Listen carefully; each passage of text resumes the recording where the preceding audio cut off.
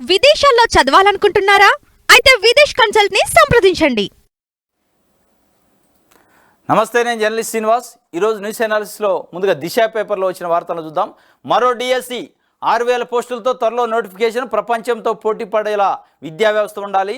పాఠశాలలో మౌలిక వసతుల కల్పనకు అమ్మ ఆదర్శ పాఠశాల కమిటీలు.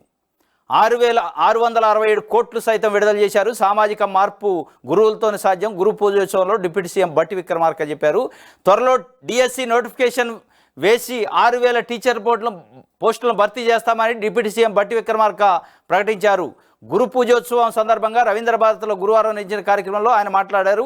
గడిచిన 10 ఏళ్లలో టీచర్ల బదిలీలు, పదోన్నతుల ప్రక్రియ పెండింగ్లో పడిందని, దాన్ని గుర్తించిన ప్రభుత్వం అతి తక్కువ వ్యవధిలోనే 45,000 మందిని బదిలీ చేసి సుమారు 30,000 మందికి పదోన్నతులు కల్పించినట్లు తెలిపారు. ఇది పరిస్థితి. గత 10 ఏళ్లలో టీచర్లకు ప్రమోషన్లు లేవు, బదిలీలు లేవట. దాన్ని గుర్తించి దాదాపు 45,000 మందికి బదిలీ చేశారు. 30,000 మందికి పదోన్నతులు ఇచ్చినాం, మా చరిత్ర అదే అని ఆయన బట్టి విక్రమార్క గారు చెప్తున్నారు. డిప్యూటీ సీఎం నిన్న టీచర్స్ డే సందర్భంగా రవీంద్ర భారతిలో ప్రభుత్వ అధికారిక కార్యక్రమంలో. దాంతోపాటు అతి ముఖ్యమైన అంశం చెప్పిండు. ఇప్పుడు ఆల్రెడీ ఒక డిఎస్సి నిర్వహించడం, దాని రిజల్ట్ త్వరలో వెలువడుతుంది. మళ్ళీ ఒక డిఎస్సి 6,000 పోస్టులతోనే వేయబోతున్నాం. మనం 11,000 వేసినాం, మళ్ళీ ఒక 6,000 రిలీజ్ చేయబోతున్నాం. ప్రభుత్వ విద్యా వ్యవస్థని స్ట్రెంథెన్ చేయడమే మా లక్ష్యం అని చెప్పి ఆయన చెప్తుండో. అమ్మ ఆదర్శ కమిటీలతోని మొత్తాన్ని విద్యా వ్యవస్థను పటిష్టం చేస్తాం. 667 కోట్ల రూపాయల నిధులు కూడా విడుదల చేసినాం అని చెప్తున్నాం. మరి ఏ మేరకు అమ్మ ఆదర్శ కమిటీలు పనిచేస్తున్నాయి, ఏ మేరకు మీరు ఇచ్చిన నిధులు సద్వినియోగం అవుతున్నాయి అనేది కూడా మీరు ప్రభుత్వం క్రాస్ చెక్ చేసుకోవాలి. చాలా చోట్ల అమ్మ ఆదర్శ కమిటీల పేరుతోనే పెద్ద ఎత్తున అవినీతి జరుగుతుంది. ఈ అమ్మ ఆదర్శ కమిటీలకి పేరుకే కమిటీలు, కానీ మొత్తం అక్కడ ఉన్న హెచ్ఎంలు, కొంతమంది పొలిటికల్ లీడర్లు కొమ్మక్కయ్య డబ్బుల్ని వాడుకుంటున్నారు. అమ్మ ఆదర్శ కమిటీలు ఎవరు ఉంటారంటే డ్వాక్రా మహిళలు ఉంటారు. ఈ డ్వాక్రా మహిళలకు తెలవకుండా కూడా వాళ్ళ సంతకాలతోని మొత్తం దుర్వినియోగం చేస్తున్నారు అనేది ఆరోపణ ఉంది, చర్చ జరుగుతుంది. దానిపైన నిఘా పెట్టండి. అవి ఉపయోగపడలే, చాలా చోట్ల దుర్వినియోగం అవుతుంది. మీరు ఇచ్చిన నిధులు ఇచ్చారు, కానీ అవి పాఠశాలల మౌలిక వస్తువులకు పనికి రావట్లేదు. అనేక చోట్ల దుర్మార్గంగా వ్యవహరిస్తున్నారు. 2-3 లక్షల రూపాయలు ఉట్టినే వాడుకున్నారు చాలామంది ప్రిన్సిపల్స్.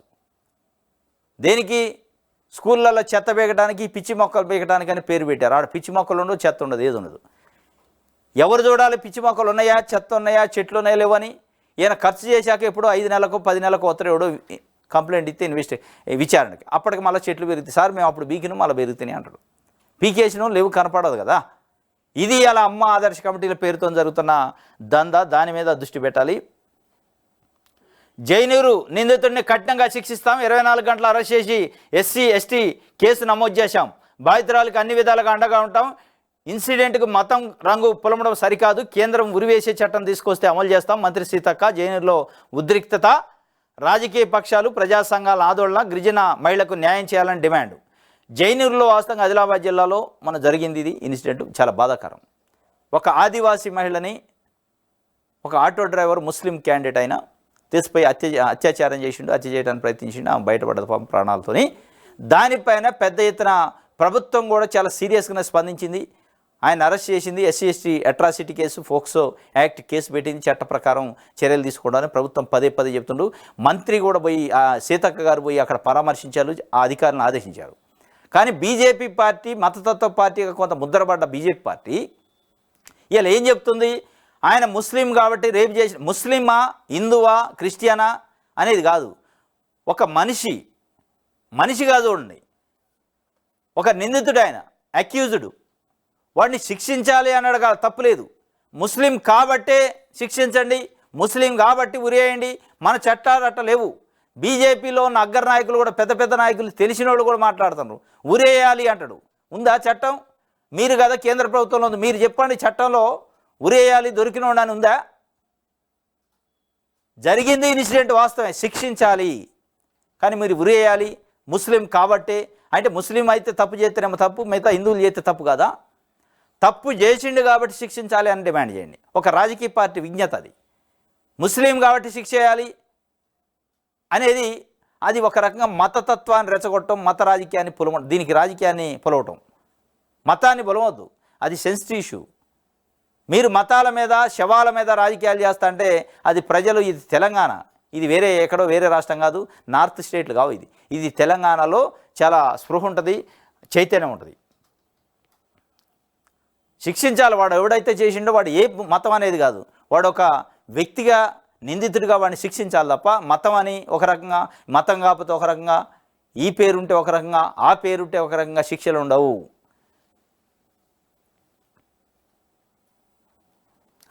ఎంప్లాయీస్కి 2 DAలట. దసరా కానుకగా ఇచ్చేందుకు ప్రభుత్వం సిద్ధం. అక్టోబర్ వేతనంతో కలిపి ఇచ్చేలా ప్లాను. సర్కారుపై 300 కోట్ల భారం. డెసిషన్ తీసుకున్న సీఎం, డిప్యూటీ సీఎం. ఉద్యోగులకు రాష్ట్ర ప్రభుత్వం దసరా కానుక ఇవ్వాలని అనుకుంటున్నది.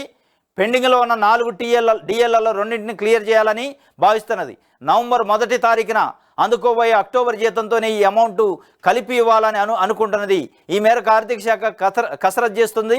2 DAలను క్లియర్ చేస్తే సర్కారుపై 300 కోట్ల భారం పడుతుందని ఆఫీసర్లు ప్రాథమికంగా అంచనా వేశారు. అయితే గత బీఆర్ఎస్ ప్రభుత్వంలో 2022 జూలై నుంచి DAలు పెండింగ్లో ఉన్నాయి. 5వ DA సైతం రాబోతున్నందున ఇంకెలాంటి ఆలస్యం చేయకుండా ప్రస్తుతం ప్రభుత్వానికి ఉన్న ఆర్థిక వనరులు లభ్యత మేరకు కనీసంగా 2పైన విడుదల చేయాలని సీఎం, డిప్యూటీ సీఎం చర్చించుకొని డెసిషన్ తీసుకోబోతున్నారట. 5 పెండింగ్ ఉన్నాయట. కేసీఆర్ గారి నిర్వాహకం వల్ల 4 పెండింగ్ పడి 5వది కూడా DA వస్తుంది. వాళ్ళు ఎదురు చూస్తారు పాపం ఎప్పుడని. కేసీఆర్ ఉన్నప్పుడు కనీసం అడిగే సాహసం లేదు, మాట్లాడే సాహసం లేదు, ఉద్యోగ సంఘాలు పోయేది లేదు, పాలాభిషేకాలు తప్ప వాళ్ళు ఉద్యోగుల పక్షాన పోరాటం చేసింది లేదు. కేసీఆర్ ఫ్లెక్సీ పెట్టాలా, పాలు పోయాలి, అంతవరకే వాళ్ళ పని. ఉద్యోగుల సమస్యలు కానీ, ఉద్యోగులకు ఉన్న ఇబ్బందులు కానీ, DAలు కానీ, TAలు కానీ, ఇంకోటి కానీ, హెల్త్ కార్డులు కానీ, రకరకాల సమస్యలు ఉన్నాయి. వాటి గురించి ఎవ్వడు మాట్లాడాలి. ఉద్యోగ సంఘాల పేరుతో ఒక 5-6 మంది రాజకీయాలు చేశారు, ఆస్తులు సంపాదించుకున్నారు, పదవులు ఫైరోలు చేసుకున్నారు, వాళ్ళకి కావాల్సిన పోస్టింగ్లు ఇప్పించుకున్నారు తప్ప ఉద్యోగులకు ఎక్కడా మేలు జరగాలి. ఇప్పుడు కాంగ్రెస్ పార్టీ ప్రభుత్వం వచ్చిన తర్వాత వాళ్ళకి సంబంధించిన DAలు వాళ్ళ ఇబ్బందుల్ని వింటుంది.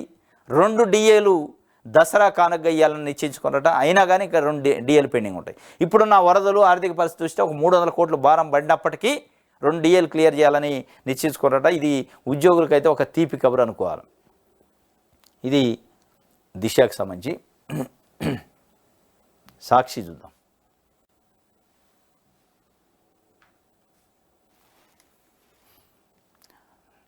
ఏఐకి ఫ్యూచర్ సిటీని అనట. ఫ్యూచర్ సిటీని ఏ హెబ్గా తీర్చిద్దామన్న ముఖ్యమంత్రి రేవంత్ రెడ్డి మొత్తానికి ఫ్యూచర్ సిటీ 4 సిటీ పైన పడ్డాడు. రేవంత్ రెడ్డి గారు స్కిల్ యూనివర్సిటీ అక్కడనే, ఏ ఇన్స్టిట్యూట్ అక్కడేనట, ఇంకేది హెల్త్ హబ్ అక్కడేనట. మొత్తానికి ఫ్యూచర్ సిటీ అని మరి ఆయన పార్టీకి సంబంధించి, ఆయనకు సంబంధించి ఫ్యూచర్ని నిర్మాణం చేసుకుంటున్నా. నిజంగానే ఫ్యూచర్ సిటీ అయిద్దా అనేది అనుమానమే, కానీ ఇదైతే బయట చర్చ జరుగుతుంది. ఏఐకి ఫ్యూచర్ సిటీనే అట. భూమి రాళ్లపాలు, బతుకు రోడ్డు పాలు.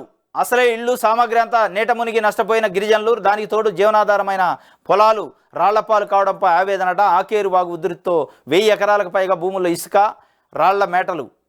అవి సాగుకు పనికి వచ్చేలా చేయాలంటే లక్షల రూపాయలు వెచ్చించాల్సిన దుస్థితి. ఏం చేయాలో, ఎలా బతకాలో తెలియలేదు. ఇది ఒక రాళ్లకట్ట ఉన్నట్టుంది. రాళ్లకట్ట కాదు, ఇది భూమి, అంటే వ్యవసాయ భూమి, పంటలు వేసుకునే భూమి మొత్తం వచ్చి వరదకి, ఆకేరు వాగు వరదకు వచ్చి మొత్తం మేట పెట్టింది. ఏం మేట పెట్టింది? ఇసుక కాదు, రాళ్ళు. దీన్ని క్లియర్ చేయాలంటే లక్షల రూపాయల ఖర్చు అయిందట.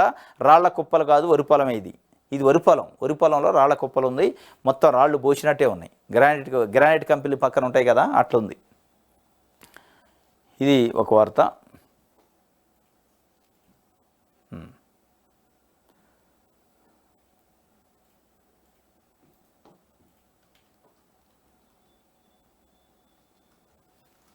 రైట్.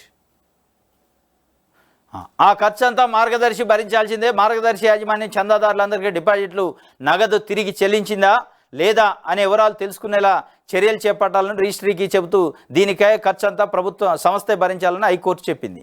హైకోర్టులో మార్గదర్శి చిట్ ఫండ్ పైన కేసు నడుస్తుంది. ఉండవెల్లి అరుణ్ కుమార్ మాజీ ఎంపీ కేసు వేసిండు. మార్గదర్శి చందాదారులకి చెల్లించట్లేదు, వేధిస్తాడు. ఈ అక్రమ చందాదారులను, అక్రమ డిపాజిట్లను సేకరించిండు. ఆర్బీఐ సెక్షన్ 45కి విరుద్ధంగా చేసిందని ఆర్బీఐ కూడా కౌంటర్ ఇచ్చింది. సెక్షన్ 45ను వైలేట్ చేసింది మార్గదర్శి చిట్ ఫండ్స్ అని. దానిపైన చర్యల కోసం ఆయన వేస్తే హైకోర్టు రిజిస్ట్రీకి డైరెక్షన్ ఇచ్చింది. దీనిపైన తెలుగు, ఇంగ్లీష్ పత్రికలో, మేజర్ పత్రికల్లో అడ్వర్టైజ్మెంట్ ఇవ్వండి.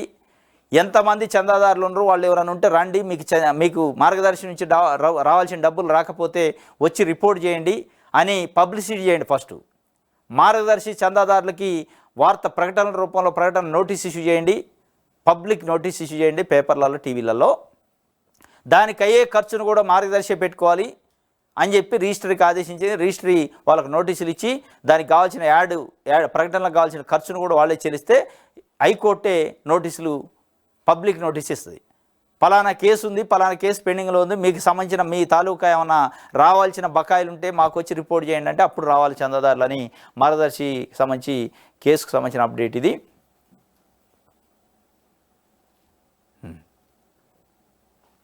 ఇది ఒక వార్త. నమస్తే తెలంగాణ చూద్దాం. ఆమరణ దీక్షలకు దిగుతాం, గురుకుల పార్ట్ టైమ్ గెస్ట్ ఫ్యాకల్టీ స్పష్టీకరణ. రెండో రోజు సొసైటీ కార్యాలయం ఎదుట ధర్నా, సమాధానం ఇవ్వకుండా వెళ్ళిపోయిన సెక్రటరీ. ఆమరణ దీక్షకు దిగుతారట, రెండో రోజు కూడా ఇదే పరిస్థితి. వాళ్ళు టీచర్ల కోసం లొల్లి చేస్తున్న పిల్లలు రోడ్లు ఎక్కారు. పిల్లలు గురుకులాల టీచర్లు ఎవడు లేడు, మొత్తాన్ని ఒక పెన్ను పోటుతో పార్ట్ టైం గెస్ట్ లెక్చరర్లను పక్కన పెట్టారు. మరి ఎవడు చెప్పాలి చదువు?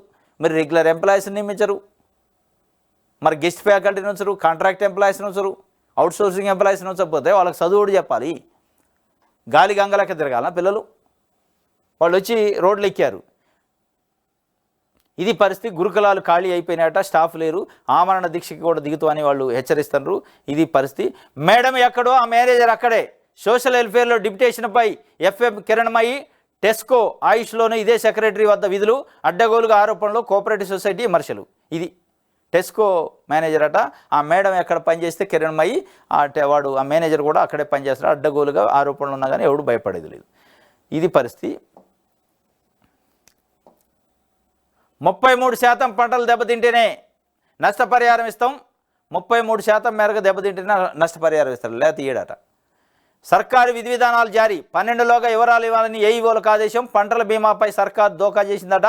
మొత్తానికి పంట బీమా లేదు, పంటలన్నీ మునిగిపోయినాయి. 33% పైగా పంట పోతేనే నష్టపరిహారం ఇస్తారట. మరి ఇది మొత్తం ఏఈఓల్ని పురమాయించారట, తీయండి లెక్కలని. స్థానికతను తేల్చండి, మార్గదర్శకాలు రూపొందించి ప్రవేశాలు చేపట్టాలి. తెలంగాణ వారంతా స్థానిక కోటా కింద అర్హులే. నిబంధన 3A రద్దు చేస్తే వారికి అన్యాయం. మెడికల్ అడ్మిషన్లపై హైకోర్టు కీలక తీర్పు ఇచ్చింది నిన్న.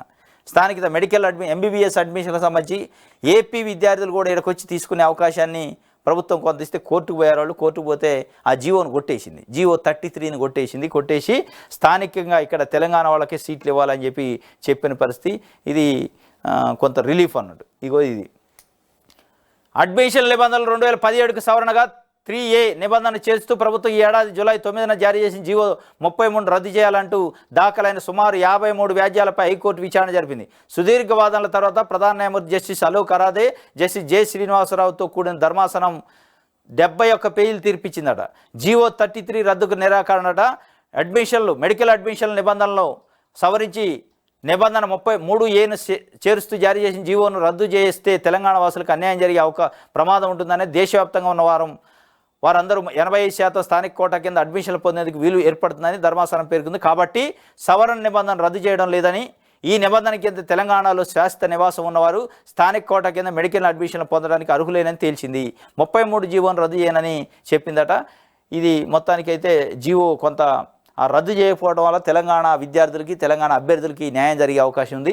అది ఒకవేళ రద్దు చేస్తే దేశంలో ఉన్న మిగతా రాష్ట్రాలలో కూడా వచ్చి 85% స్థానిక కోటాలో సీట్లు పొందే అవకాశం ఉంటుంది. అప్పుడు నిజమైన తెలంగాణ వాళ్ళకి అన్యాయం జరిగిద్దని ఈ జీవో స్థానికతను తేల్చండి అని చెప్పి గవర్నమెంట్కి ఆదేశించింది. మీరు ఈ సవరణలు కాదు, అసలు స్థానికతకి మీరు ఏం రూల్ పెట్టుకుందో తేల్చండి, తేల్చాక అడ్మిషన్లు చేయాలి అని చెప్పింది. సుభాన్ హీరో, సర్కార్ జీరో. 9 మందిని కాపాడి జేసీబీ డ్రైవర్ హీరో అయిండు. ఖమ్మంలో 3 మంత్రులు జీరో అయిండ్రు. కేసీఆర్ ఒక్క వ్యవస్థ. మాజీ మంత్రి నిరంజన్ రెడ్డి చెబుతుండు, తిట్టుకోవడానికి మంత్రిని పెట్టుకోండి అని చెప్పి కూడా చెబుతుండు. శుభాన్ అని ఖమ్మంలో మన ప్రకాష్ నగర్ బ్రిడ్జి పైన 9 మంది బాధితులు వరదలో చిక్కున్నారు. వాళ్ళని దాదాపు 6 గంటల నుంచి 8 గంటల వరకు అక్కడే ఉన్నారు. ఆవేదన, టీవీలలో స్క్రోలింగు, పేపర్లలో అంటే బ్రేకింగ్ న్యూస్లు ఇవన్నీ వచ్చినాయి. మరి 3 మంత్రులను కూడా వాళ్ళని కాపాడే ప్రయత్నం కానీ కాపాడలేకపోయారు. కానీ సుభాన్ అనే వ్యక్తి హీరో లెక్క జేసీబీ వేసుకొని కాపాడిండు, ప్రాణాలకు తెగించి. అందుకే ఇవాళ సుభాన్ హీరో అయిండు, సర్కార్ జీరో అయింది. 3 మంత్రులు కూడా కాపాడలేకపోయారు, కానీ ఒక్కడు పోయి కాపాడిండు. ముగ్గురు మంత్రులు జీరో అయ్యారు, సర్కార్ జీరో అయింది. కానీ సుభాన్ హీరో అయింది అని చెప్పి పదే పదే బీఆర్ఎస్ పార్టీ చెబుతుంది. సుభాన్ అయితే లేపే కార్యక్రమం చేయాలి. స్వాస్థంగా ఆయన చేసింది చాలా సాహసవంతమైన పని, మామూలు విషయం కాదు. 9 మందిని కాపాడటానికి నేను ఉంటే ఉన్నా పోతే పైన వస్తేనేమో 10 మంది వస్తాం, లేదంటే నేను ఒక్కడిని చచ్చిపోతా, అవసరమైతే ఏం కాదు అనే పద్ధతిలో వెళ్ళి కాపాడిండు. ఇది త్యాగం అంటే. ఇది నమస్తే తెలంగాణకు సంబంధించి ఆంధ్రజ్యోతి చూద్దాం. ప్రభుత్వ విద్యా సంస్థలకు ఉచిత విద్యుత్ అట. స్కూల్ నుంచి వర్సిటీ దాకా విభాగాధిపతులకు నెల కరెంటు బిల్లులు. దీనికోసం ప్రత్యేకంగా పోర్టలు, ఆర్థిక శాఖతో అనుసంధానం, ప్రతి నెల బడ్జెట్ కేటాయింపు. ప్రభుత్వ విద్యా సంస్థలకి అవి కాలేజీలు కావచ్చు, స్కూళ్ళు కావచ్చు, యూనివర్సిటీ కావచ్చు, డిగ్రీ కాలేజీ కావచ్చు, ఇంటర్ కాలేజీ అన్ని కాలేజీలకి అన్ని స్కూళ్ళకి ఉచితంగా విద్యుత్ ఇస్తారట. బిల్లులు రావుగా. దీనికి సంబంధించి ఒక వార్త. శాశ్వత నివాసితులు స్థానిక కోటాకు అర్హులే, వారికి వరుసగా 4 ఏళ్ల నిబంధన వర్తించదు. వైద్య విద్య కౌన్సిలింగ్కి అవకాశం ఇవ్వండి. స్థానిక విద్యార్థి స్థానికపై ప్రస్తుతం మార్గదర్శకాలు లేవు. దీనిపై తాజాగా నిబంధనలు, మార్గదర్శకాలు ఇవ్వండి అని చెప్పి ప్రభుత్వాన్ని హైకోర్టు ఆదేశించింది. ఇది ఒక వార్త. మల్లన్న సాగర్ భూకంప జోన్లో ఉందట. అధ్యయనం లేకుండానే నిర్మించారు అని కాగ్ చెప్పింది. సుమోటోగా విచారణ చేపట్టిన ఎన్జీటీ 11న చెన్నై బెంచ్లో తదుపరి విచారణ. మల్లన్న సాగర్ కేసీఆర్ ప్రతిష్టాత్మకంగా నిర్మించిండు. అక్కడ కొన్ని సంవత్సరాల పాటు ఉద్యమం చేసింది నిర్వాసితులు. పాపం ఉద్యమం చేసినా పట్టించుకోలే, కోర్టులకు పోయారు పట్టించుకోలే, మా భూములు పోతున్నాయన్నా పట్టించుకోలే. పట్టుదలతో నిర్మించారు, కోట్ల రూపాయలు ఖర్చు పెట్టి. అది ఇలా భూకంప జోన్లో ఉందట. కాగు అక్షంతలేసింది బీఆర్ఎస్ ప్రభుత్వానికి, గత ప్రభుత్వానికి. భూకంప జోన్లో నువ్వు 1000 కోట్ల రూపాయలు పెట్టి ప్రాజెక్టులు కట్టి, అంటే ప్రజల ఆస్తులు, ప్రజల డబ్బును తెసిపోయి భూమిలో కలిపే కార్యక్రమం చేస్తారా మీరు అని చెప్పి ఎన్జీటీ కూడా సుమోటోగా కేసు విచారణ చేపట్టిందట. భూకంప జోన్లో ఎట్లా కడతారు అని చెప్పి. మొత్తానికైతే మల్లన్న సాగర్ కథ కూడా అడ్డం తిరిగినట్టే అనిపిస్తుంది. కోలుకుంటున్న ఖమ్మం నివాసాలకు చేరుతున్న బాధితులు. వరద నష్టంపై ఇంటింటి సర్వే, ఇంటికే నిత్యావసరాలు, బ్యాంక్ ఖాతాల సేకరణ. నేడు 10,000 సాయం. ఇంటికన్నే వద్ద 2వ ట్రాక్ సిద్ధం. సికింద్రాబాద్ బెజవాడ రూట్లో నెమ్మదిగా నడుస్తున్న రైళ్లు. కోలుకుంటున్న ఖమ్మం అట, నివాసాలకు చేరుతున్నట బాధితులు. వరద నష్టంపై ఇంటింటి సర్వే చేస్తారట. ఇంటికే నిత్యావసర వస్తువులు కూడా వస్తాయి. బ్యాంక్ ఖాతాల్లో ఈ రోజు నుంచి అకౌంట్లలో పడతాయట 10,000 రూపాయలు. ఈ 10,000 ఏ మూలకు రావు. వాళ్ళు అసలు బురద తీయటానికే ఎన్ని వేలు అయితే తెలియదు. ఈ 10,000తో ఏమైంది? ఏం కాదు. అధైర్యపడొద్దు, అందరిని ఆదుకుంటాం. మంత్రి పొంగులేటి శ్రీనివాసరెడ్డి భరోసా. ఖమ్మం రూరల్లో వరద బాధితులకు పరామర్శ చేసిండు. మొత్తానికి ఆయన మొత్తం ఫుల్ టైం ఆదివారం నుంచి అక్కడే ఉండు. ఖమ్మంలోనే ఎక్కడెక్కడ ప్రజలను కలుసుకుంటుండ్రు, సహాయ కార్యక్రమాలు చేస్తుండ్రు. పాపం మొత్తం 24/7 ప్రజల్లోనే ఉంటుండు. అధైర్యపడొద్దు, అందరిని ఆదుకుంటాం, మేము ఉన్నాం అని చెప్పి ధైర్యం అయితే చెప్తుండు. ఖమ్మం రూరల్ మండలంలో నిన్న తిరిగిండట. ఇది ఒక వార్త.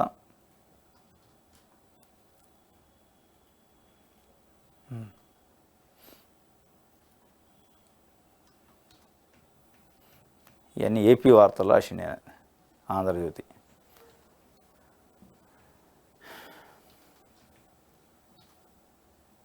ఉపాధి పైన ఉప్పెన.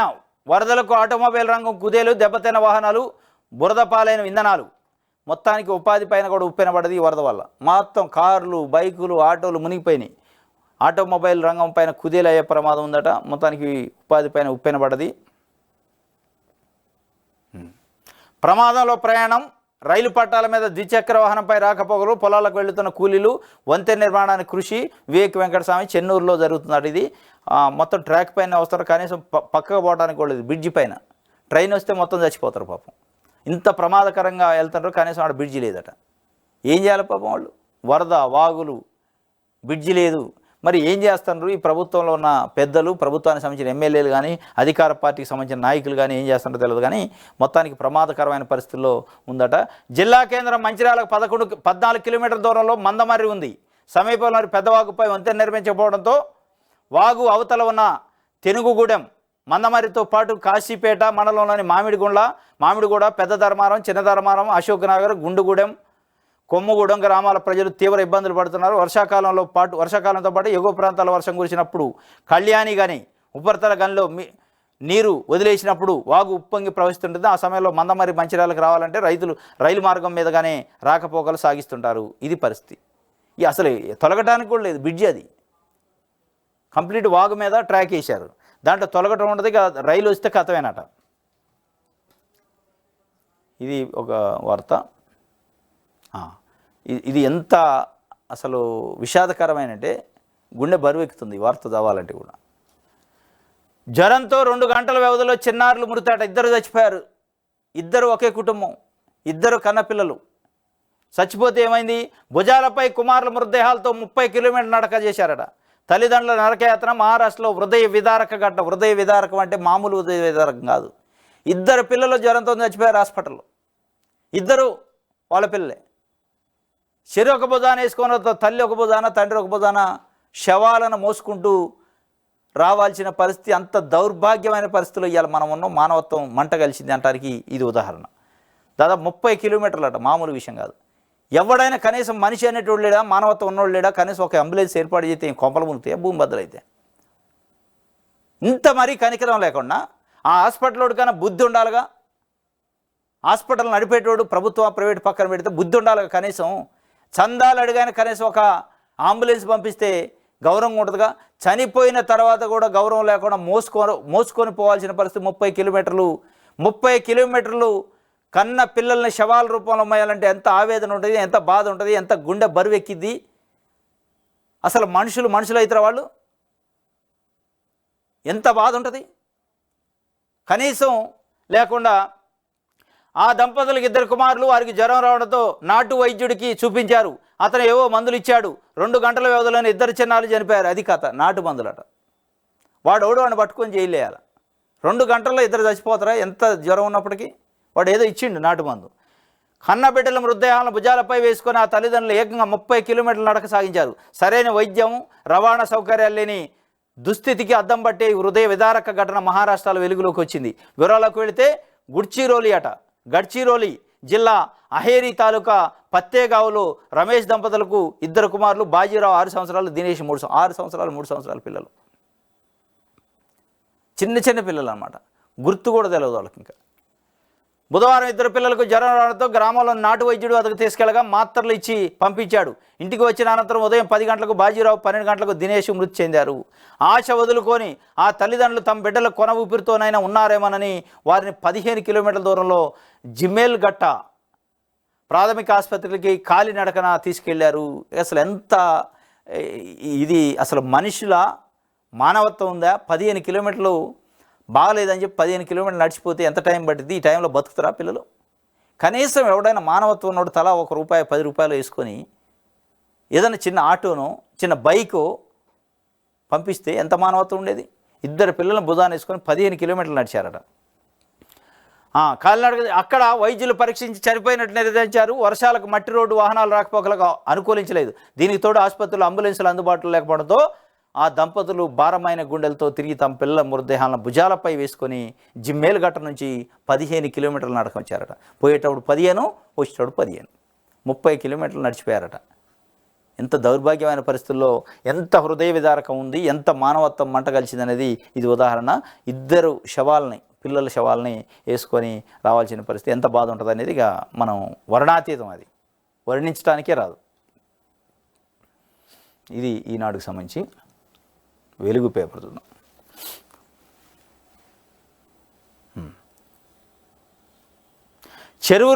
చెరువులు రిపేర్లు చేపట్టండి, వెంటనే టెండర్లు పిలవండి, వరద నష్టంపై రిపోర్ట్ ఇవ్వండి.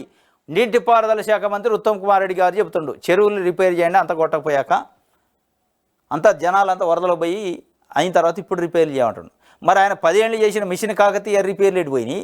మళ్ళీ మీరు కొత్తగా మొదలు పెట్టి మళ్ళీ డబ్బులు ఖర్చు పెట్టే కార్యక్రమం ఈ రిపేర్ అయింది, ఆ రిపేర్ అయింది. నేను మిషన్ కాకతీయ చేసిన 40,000 చెరువులను శుద్ధి చేసిన, తవ్విన, లోతు పెంచిన, గ్రౌండ్ వాటర్ పెరిగినాయని ఆయన చెప్పా. మరి అది ఎడిపోయింది, మళ్ళీ చెరువులు రిపేర్లు అయింది. మళ్ళీ వెంటనే టెండర్లు పిలవాలట. రెగ్యులేటర్లు, షట్టర్లను ఎప్పటికప్పుడు పరిశీలించాలని అధికారులకు మంత్రి ఆదేశం జారీ చేసిండు. ఇప్పుడు వరదలన్నీ అయిపోయాక ఇది ఎప్పుడు చేసుకోవాలి? ఎండాకాలం చేసుకోవాలి, మే నెలలో, ఏప్రిల్ నెలలో చేసుకోవాలి. నీళ్ళు వచ్చాక ఇప్పుడు ఆ రెగ్యులేటరు తలుపులు చూసేది. మీరు నీళ్ళు నిండా ఉంటే ఏం తలుపులు చూస్తారు? కనీసం లేదు.